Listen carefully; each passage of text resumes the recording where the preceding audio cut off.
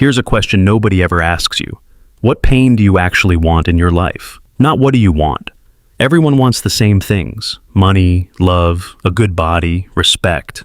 That question is boring because everyone has the same answer. The real question, the one that actually shapes who you become, is what struggle are you willing to sign up for? What are you willing to suffer for?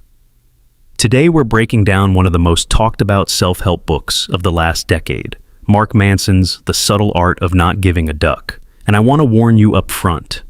This is not a feel-good, positive vibes only book. It's the opposite. It's a book that tells you that most of what you've been taught about happiness is backwards. That pain is not something to avoid but something to choose wisely, and that trying to be special might be the very thing ruining your life.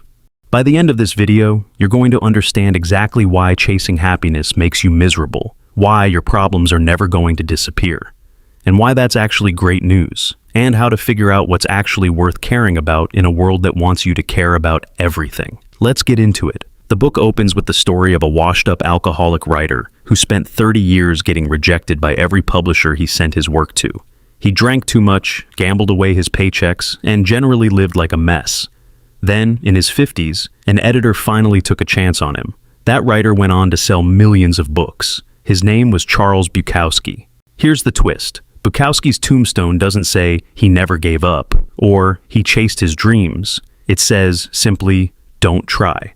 Manson's point is that we love turning stories like this into never give up fables. But Bukowski's actual gift wasn't persistence. It was brutal honesty about being a failure. He never pretended to be anything other than what he was, and that honesty is what made his writing resonate. This sets up the entire theme of the book. Our culture is obsessed with telling us to be happier, richer, more attractive, more successful, constantly reminding us of what we supposedly lack. Ironically, this nonstop positivity actually makes us feel worse because it keeps highlighting the gap between where we are and where we're supposed to be. Manson introduces something he calls the feedback loop from hell. This is when you feel bad about something, and then you feel bad about feeling bad. You're anxious, so then you get anxious about being anxious. You're angry, so you get angry at yourself for being angry. It spirals. And social media makes it so much worse because you're constantly comparing your normal, ordinary, occasionally difficult life to everyone else's highlight reel. The way out of this trap, Manson argues, is learning to stop worrying that you feel bad sometimes. Not in a numb, checked-out way, but in a, yeah, this is tough, and that's okay. Life includes difficult moments kind of way. The moment you stop needing to feel good all the time, the pressure begins to ease. He also makes a strange but important point here, borrowing from philosopher Alan Watts. Wanting a positive experience is itself a negative experience, and accepting a negative experience is itself a kind of positive one. In other words, the more desperately you chase happiness, the further away it gets, like trying to walk toward a house that keeps moving away from you. But when you stop chasing and simply accept how things are right now, you often end up feeling better than you did while chasing. So what's the actual point of not stressing over everything?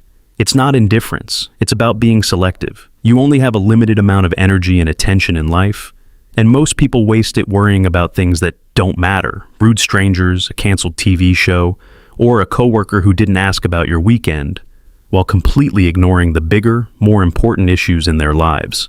The subtle art, then, is learning to reserve your energy and attention for what's actually worth caring about. Manson opens this chapter with a retelling of the origin story of the Buddha, a prince raised in total luxury who eventually discovers suffering exists in the world, runs away, tries extreme self-denial instead, realizes that doesn't work either, and eventually lands on a middle path. Pain and loss are simply part of existing, and fighting that fact is what causes so much of our suffering. From here, Manson makes his central biological argument. Dissatisfaction isn't a flaw in being human, it's a feature. Evolution built us to always want more, to never be fully content, because a creature that's totally satisfied has no reason to keep improving, hunting, building, or surviving. Contentment, from nature's point of view, is a dead end. He introduces a fictional mascot for this idea, Disappointment Panda. Imagine a superhero whose only power is telling people harsh truths they don't want to hear but need to hear. That's essentially what this chapter is doing to the reader. the hard truth. Pain, both physical and psychological, exists because it's useful. Stubbing your toe teaches your body where its limits are. Emotional pain, like heartbreak or failure, teaches you the same lesson on a psychological level. If you numb yourself from all of it, you lose the feedback that helps you grow and adapt. This leads into one of the most quoted ideas from the book. Happiness comes from solving problems, not from having no problems, from actively solving the ones you have. Problems never actually go away. They just get exchanged for new, hopefully better, problems. A billionaire has money problems. A person with no money also has money problems. The problems don't disappear, they just evolve. Manson says most people mess this up in one of two ways. Either they go into denial, pretending their problems don't exist, which just leads to more anxiety and repression down the road. Or they adopt a victim mentality, believing there's nothing they can do about their problems, which breeds anger and helplessness. Both paths are ways of avoiding the actual work of problem solving, because facing problems honestly is hard and often feels bad in the moment. Then the chapter tackles emotions directly. Manson argues emotions are not sacred truths. They're just biological signals nudging you toward useful action. Feeling something doesn't automatically make it true or important. This doesn't mean suppress your emotions. Repression causes its own damage. But it does mean you shouldn't treat every feeling as gospel. Question them. Ask what they're actually telling you to do. The chapter closes with what might be the most important reframe in the whole book. Instead of asking, "What do I want to enjoy?" ask, "What pain am I willing to sustain?" Everyone wants a great relationship, a great career, a great body. Almost nobody actually wants the discomfort required to get there. The hard conversations, the 60-hour work weeks, the sore muscles, the awkward rejections. Manson uses his own failed dream of becoming a rock musician as an example. He loved the fantasy of being on stage. But when it came to the actual grinding work of practicing for hours, hauling gear, and dealing with the tedium of rehearsals, he discovered he didn't actually want the process. He only wanted the result. And that mismatch is exactly why the dream never happened. Who you are is defined by what you're willing to struggle for, not what you want, what you're willing to suffer to get. Chapter 3. This chapter opens with a story about a guy who talks a huge game, always pitching business ideas, always name-dropping, always positioning himself as some kind of genius entrepreneur, but who never actually accomplishes anything real. He's all confidence, no output, and crucially, he genuinely believes his own hype. Manson uses this character to launch into a critique of the self-esteem movement that took off in the mid-20th century. The idea back then was simple. If we just teach kids to feel good about themselves, they'll perform better and cause fewer problems. So, schools started handing out participation trophies, inflating grades, and having kids write essays about how special and unique they were. Decades later, the research shows this backfired. Feeling good about yourself with no actual achievement behind it doesn't produce confident, capable people. It produces entitled people. People who believe they deserve success, admiration, and wealth without having to earn any of it. Manson draws a sharp distinction here. The real measure of your self-worth isn't how good you feel about your positive traits. It's how honestly you can look at your negative traits. Someone with actual healthy self-esteem can say, "Yeah, I'm bad with money," or "Yeah, I sometimes exaggerate," and then work on it. An entitled person can't tolerate that kind of self-criticism at all. Everything good that happens is because they're brilliant, and everything bad that happens is someone else's fault or someone being jealous of them. He then explains why this culture of exceptionalism exploded. With unlimited access to media, we're constantly bombarded with only the most extreme content, the best of the best, the worst of the worst, the most viral, the most shocking. Ordinary average life almost never makes the feed. So we start believing that being average is basically a form of failure, when in reality, being average at most things is just normal. It's math. Not everyone can be exceptional, because exceptional is, by definition, rare. This creates a trap. Since nobody wants to be just average, some people cope by inflating themselves into main character delusions of greatness, while others cope by doing the opposite, turning their suffering into the most extreme, most oppressed, most victimized story they can tell, because at least that makes them special in a different direction. Both are two sides of the same entitled coin. Manson's answer to, well, if I'm not going to be extraordinary, what's the point, is refreshingly simple. The truly great people in any field became great not because they thought they were already amazing, but because they were obsessed with getting better, which requires first admitting they're currently mediocre. Greatness is built on constant self-improvement, not on self-congratulation. He argues that real emotional health comes from embracing the boring truths of life. Your actions mostly don't matter that much in the grand scheme of things. Most of your life will be unremarkable, and that is completely okay.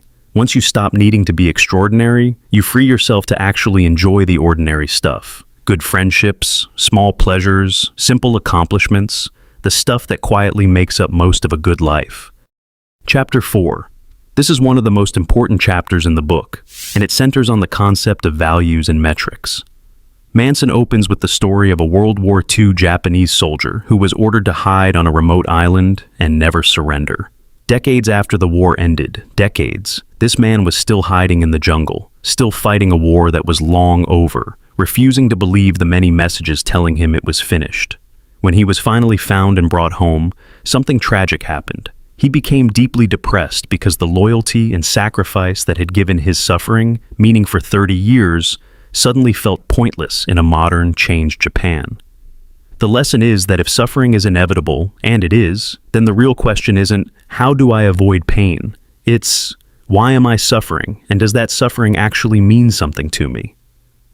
From here, Manson introduces what he calls the self-awareness onion. The first layer is simply understanding your emotions, recognizing what makes you happy, sad, or angry. Most people are surprisingly bad even at this first layer.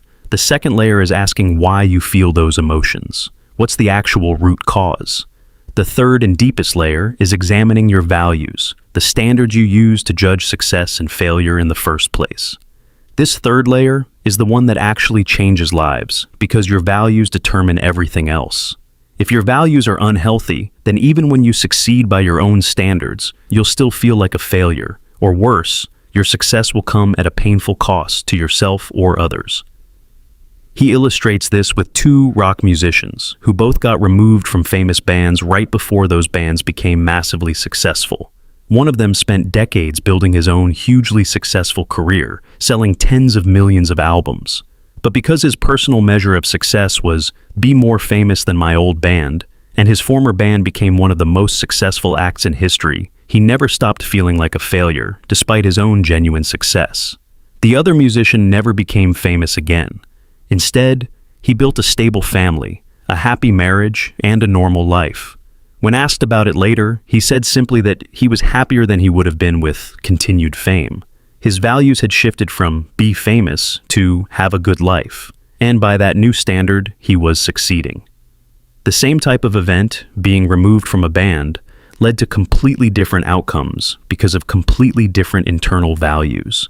Manson then lays out several examples of what he calls unhealthy values. Making pleasure your highest priority is risky because it's the easiest thing to chase and the easiest thing to lose. Research also suggests that people who prioritize pleasure above everything else tend to be more anxious and emotionally unstable, not less. Making material success your highest value is also problematic because once your basic needs are met, additional money has only a small impact on happiness. Even worse, putting wealth above everything else often means sacrificing honesty, relationships, and integrity along the way. Always needing to be right is another unhealthy value because it closes you off to learning and makes you defensive instead of curious. Constant forced positivity is also a trap because it means denying real problems instead of solving them. Problems you ignore don't disappear, they simply grow worse over time. So what makes a value good? Manson gives 3 criteria. Good values are grounded in reality, they benefit both you and society rather than causing harm, and they focus on things that are within your direct control. Unhealthy values, on the other hand, are often based on unrealistic beliefs, harm other people, or depend on things you can't actually control, such as other people's opinions of you. So, what makes a value good? Manson gives 3 criteria. Good values are based in reality, they're good for society rather than harmful to it, and they're within your immediate control. Bad values tend to be superstition-based, harmful to others, and dependent on things you can't actually control, like other people's opinions of you. Examples of solid values: honesty, creativity, standing up for yourself and others, curiosity, humility. Examples of poor values: needing to dominate others, needing constant validation, needing to always be the center of attention. The rest of the book, Manson explains, is going to walk through 5 specific counterintuitive values he believes are genuinely life-changing: radical responsibility, embracing uncertainty, accepting failure, learning to say and hear no, and confronting your own mortality. Chapter 5. This chapter opens with a simple thought experiment. Running a marathon at gunpoint would be terrifying. Running the exact same marathon by choice, after months of training, with your family cheering you on, could be one of the best days of your life. Same physical event, completely different psychological experience, because of choice and responsibility. Manson tells the story of the philosopher William James, who suffered from serious health problems his entire life, felt like a failure compared to his more successful siblings, and eventually fell into such deep despair that he considered ending his life. Before doing so, he decided to run a 1-year experiment. He would act as though he was 100% responsible for everything in his life, regardless of fault, and see what happened. That decision marked a turning point, and James went on to become one of the most influential thinkers in the history of psychology. The core idea here is what Manson calls the responsibility-fault fallacy. Fault and responsibility are not the same thing. Fault is about who caused a situation. Responsibility is about who has to deal with it now. If someone leaves a baby on your doorstep, it's not your fault the baby is there, but it is now your responsibility to decide what happens next. This distinction matters enormously because a lot of people avoid taking responsibility for their problems because they think doing so means admitting fault. But you can be a victim of something completely unfair and still be the only person responsible for how you respond to it and move forward from it.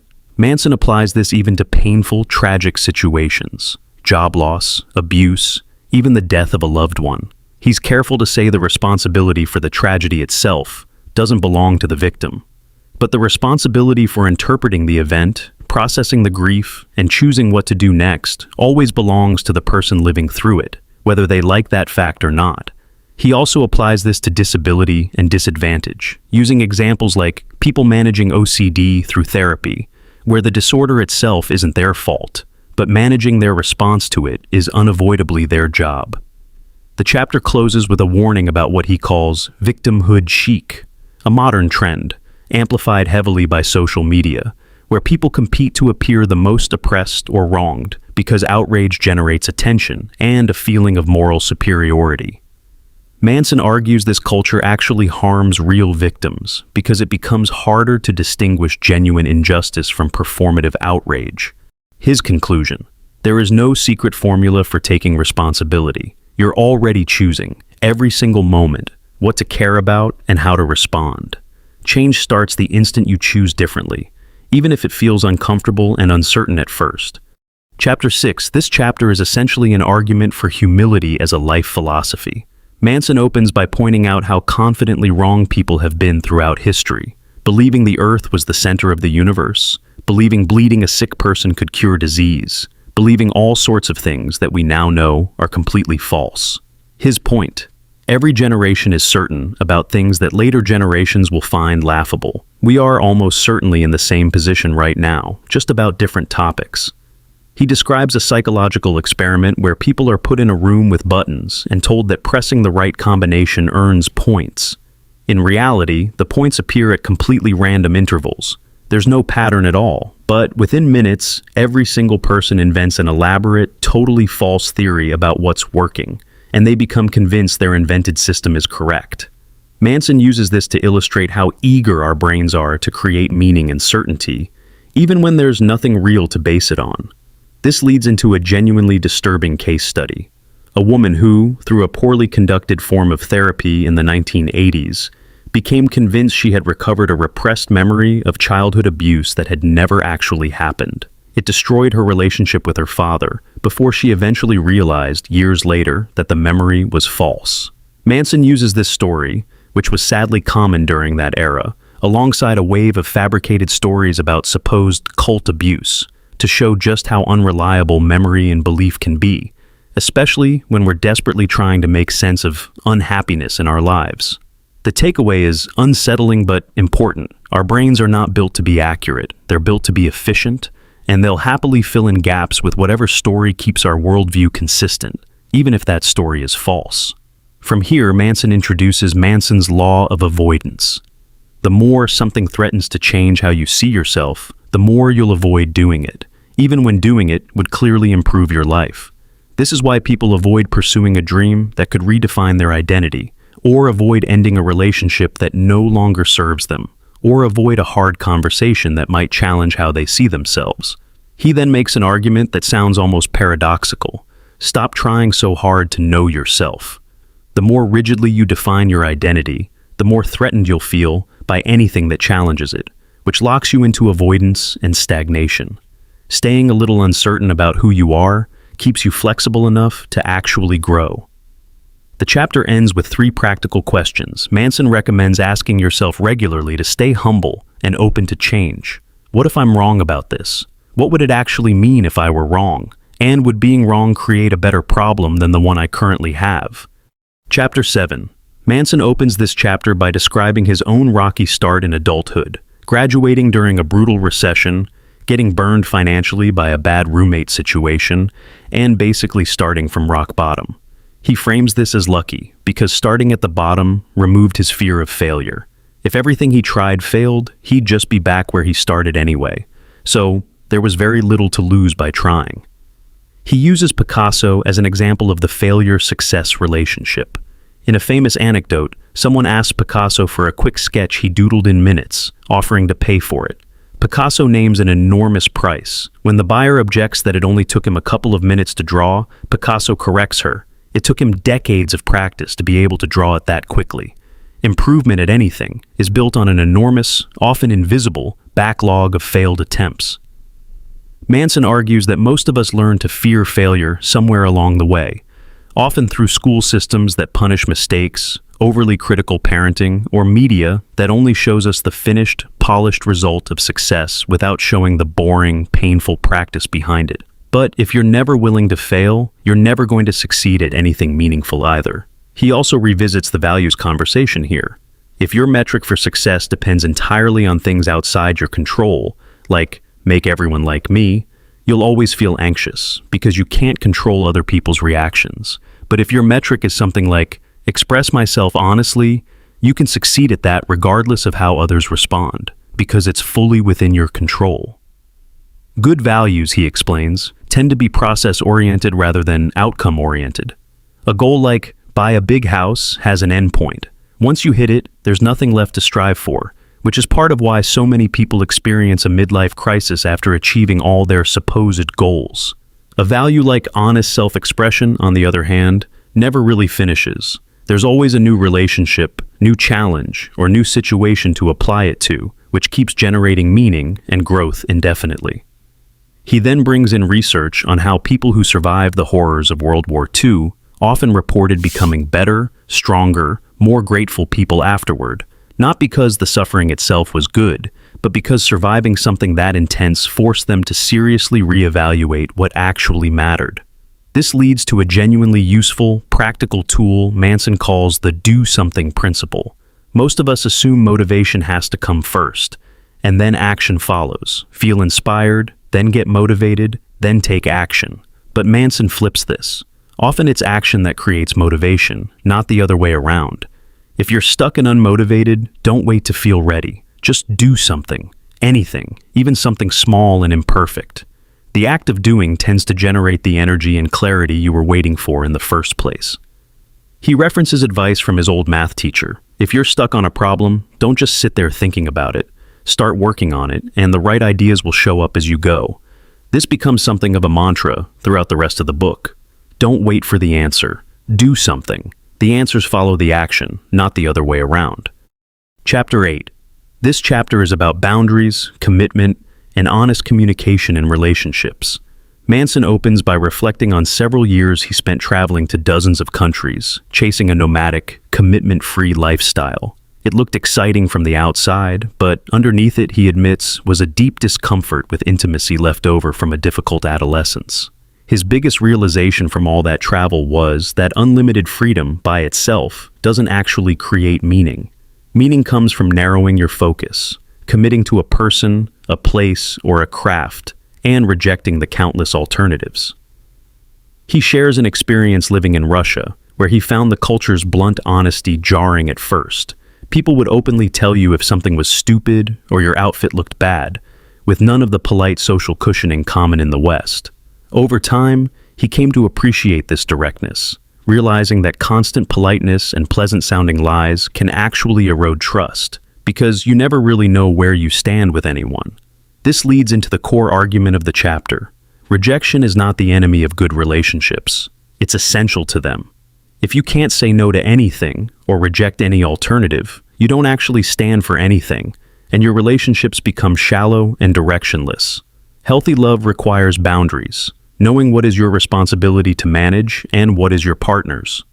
Manson lays out clear examples of poor boundaries, controlling jealous behavior, guilt-based obligations, one partner constantly needing to manage the other's emotions. In every case, someone is either taking responsibility for problems that aren't theirs or refusing to take responsibility for problems that are. He describes two toxic relationship archetypes that tend to pair up: the victim, who constantly creates problems to get attention and rescue, and the saver, who constantly tries to fix others' problems in order to feel needed and valuable. Both patterns are ultimately selfish, because neither person is actually addressing their own underlying issues. They're using the relationship to avoid doing that. A simple test he offers. Ask yourself, if I said no to this request, how would the relationship change? If refusing something would trigger a dramatic blowout, that's a sign the relationship is more conditional than it should be, based on what you provide for each other, rather than genuine acceptance. He also discusses trust directly, using his own marriage as an example. His wife tells him honestly when something doesn't look good on him, rather than flattering him, because to Manson, honesty in a relationship matters more than momentary comfort. Trust, he argues, requires the ability to have real conflict. Without it, you can't actually know if someone is being genuine with you. On the topic of cheating and broken trust, Manson says trust can be rebuilt, but only through two things: the person who broke trust honestly acknowledging the values that led them to do it, and then demonstrating a consistent track record of changed behavior over time. Trust is compared to a china plate, repairable once, but each subsequent break makes it harder to fully restore. The chapter closes with a reflection on commitment itself. Manson argues that constantly keeping your options open, more partners, more places to live, more possible careers, actually makes people less satisfied due to something psychologists call the paradox of choice. The more options you have, the more you second-guess whatever you choose. Real depth of experience, in relationships, careers, or skills, only comes from committing to one path long enough to go deep and rejecting the rest. Chapter 9. The final chapter is the emotional core of the book. Manson tells the story of a formative night in his teenage years, when a close friend jumped off a cliff into a lake at a party and drowned. Manson describes the shock, the grief, and the deep depression that followed, but also how that tragedy became the clearest turning point of his entire life. In the aftermath, he came to a strange realization. If death is inevitable and life can end at any moment for no reason at all, then there's no real reason to keep avoiding discomfort, embarrassment, or fear. He describes giving up destructive habits, taking his education seriously for the first time, and generally transforming into a more responsible, engaged person, all triggered by confronting mortality directly. From here, Manson introduces the ideas of Ernest Becker, an anthropologist whose Pulitzer Prize-winning work argued that human beings are unique among animals in our ability to imagine our own deaths, and that this awareness creates a deep, often unconscious terror that shapes almost everything we do. According to this theory, we cope with our fear of physical death by building what are called immortality projects, things like art, legacy, children, achievements, reputations, attempts to make some part of ourselves live on symbolically, even after our physical body is gone. Manson connects this directly back to the values conversation, from earlier in the book. Our values are essentially our immortality projects. When those values are threatened or fail, we experience a kind of existential crisis because it feels like a threat to our very identity, not just a setback. He then describes a vivid personal experience, standing at the edge of a real cliff at the Cape of Good Hope in South Africa, deliberately walking toward the edge and sitting right at the boundary between solid ground and a massive drop, using the physical fear of that moment as a form of meditation on his own mortality. He describes the intense fear giving way, eventually, to a strange calm and clarity. The chapter's final argument is this: confronting the certainty of your own death isn't morbid, it's clarifying. It strips away the trivial, petty things we normally waste our energy on and forces the real question to the surface. What mark do you actually want to leave? What will matter about your life when it's over? Manson closes by rejecting the idea that greatness requires fame or extraordinary achievement. He argues that the simple, ongoing act of choosing what to value and living according to those values, even quietly, even without recognition, is itself a kind of quiet greatness. You don't need the world to notice for your life to have mattered. Let's bring this all together. The core message of The Subtle Art of Not Giving a Care is that trying to feel good all the time, trying to be exceptional at everything, and trying to avoid every ounce of pain are the very things that often make people miserable. Real satisfaction comes from choosing your battles wisely, embracing healthy values, solving meaningful problems, taking responsibility even when things aren't your fault, and being willing to fail, face rejection, and eventually accept life's impermanence without letting that reality hold you back. You don't need to care about everything. You simply need to be intentional and honest about the handful of things that truly deserve your time, energy, and attention. And let everything else go. If this breakdown was helpful, let me know in the comments which idea resonated with you the most. I read every single one. And if you'd like more in-depth book summaries and insights like this, make sure you're subscribed because there's plenty more on the way. Thanks for watching, and I'll see you in the next one.